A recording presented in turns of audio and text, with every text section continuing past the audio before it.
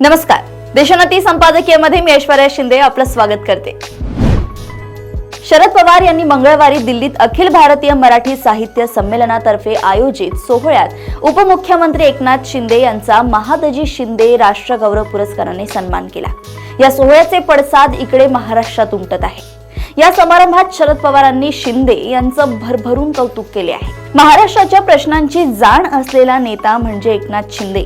मग ते ठाणे असेल, ठाणे नगरपालिका असेल, नवी मुंबई असेल किंवा राज्याचे मुख्यमंत्री असतील, त्यांनी राजकारणाला एक योग्य दिशा देण्याचे काम सातत्याने केले।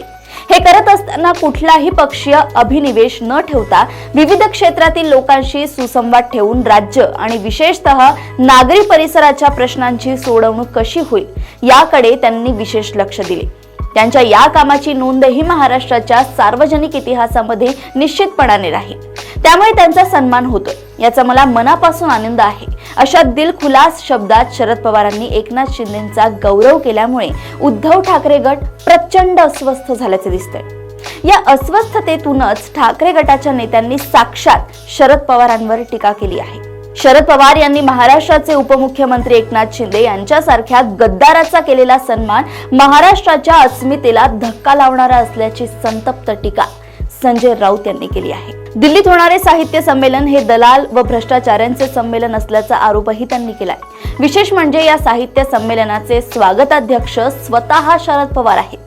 सुषमा अंधारे यांनी देखील या प्रकरणी शरद पवारांसह शिंदेंवर निशाणा साधत व्यवस्थेची भलावण करणाऱ्यांनाच व्यवस्था पुरस्कृत करते असं म्हटलंय। उद्धव ठाकरेंनीही पवारांनी शिंदेंचा सत्कार केल्याबद्दल नाराजी व्यक्त केली आहे। ठाकरे गटाचा हा थैथयाट खरे तर महाराष्ट्राच्या सुसंस्कृत परंपरेला शोभणारा नाही।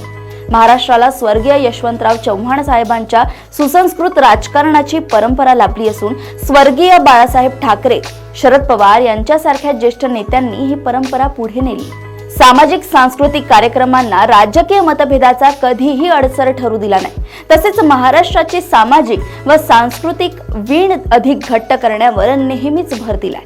शरद पवार आणि बाळासाहेब ठाकरे यांचे राजकीय वैर सर्वश्रुत होते, परंतु राजकारणाव्यतिरिक्त त्यांच्यात अतिशय सौहार्दाचे संबंध होते।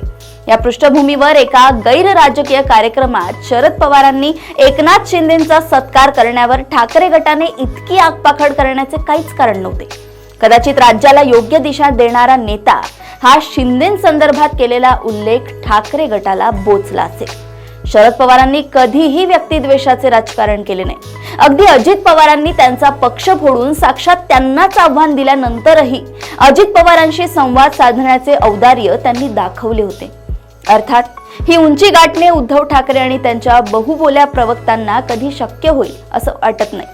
एकनाथ शिंदेंचा पवारांनी सत्कार करणे ठाकरे गटाला इतके झोंबले असेल तर बाळासाहेब ठाकरेंची टी बाळू या शब्दात हेटाळणी करणाऱ्या बाळासाहेब ठाकरेंना अटक करण्याचे आदेश देणाऱ्या छगन भुजबळांसोबत मांडीला मांडी लावून बसताना उद्धव ठाकरेंना काहीच कसे वाटले नाही या प्रश्नाचेही उत्तर त्यांनी द्यायलाच हवे। त्यावेळी मुख्यमंत्री पदाची खुर्ची इतकी गोड वाटत होती की बाळासाहेबांचा अपमर्द करणाऱ्यांचीही संगत चालून गेली। थोडक्यात काय तर हा थैथयाट वेगळी आहे। उद्या जर एकनाथ शिंदेंच्या पक्षाने उद्धव ठाकरेंना मुख्यमंत्री पदासाठी पाठिंबा दिला आणि तसे काही समीकरण आकारास आले तर याच एकनाथ शिंदेंसाठी मातोश्रीवर पायघड्या घातल्या जातील। कालचे गद्दार आज सत्तेसाठी पवित्र होत असतील तर आजचे गद्दार उद्या सत्तेसाठी योग्य मार्गावर परतलेले मावळे सहज ठरू शकतात। उद्धव ठाकरेंची अडचण ही आहे की शरद पवार कुणाशीही संवाद साधू शकतात आणि वेळ प्रसंगी कुणाशीही राजकीय मैत्री करू शकतात। ही स्वीकारार्हता उद्धव ठाकरे कमावू शकले नाही आणि म्हणून ते आज कोंडीत सापडले आहे। ही कोंडीच त्यांच्या आजच्या भूमिकेतून त्रागा बनून समोर येत असल्याचं दिसतंय। अशाच राजकीय घडामोडी अपडेट्ससोबत पुन्हा भेटूया देशोन्नती संपादकीयमध्ये। बघत रहा देशोन्नती। नमस्कार। ठळक घडामोडींसाठी देशोन्नती न्यूज चॅनलला सबस्क्राईब करा आणि बेल आयकॉन प्रेस करा।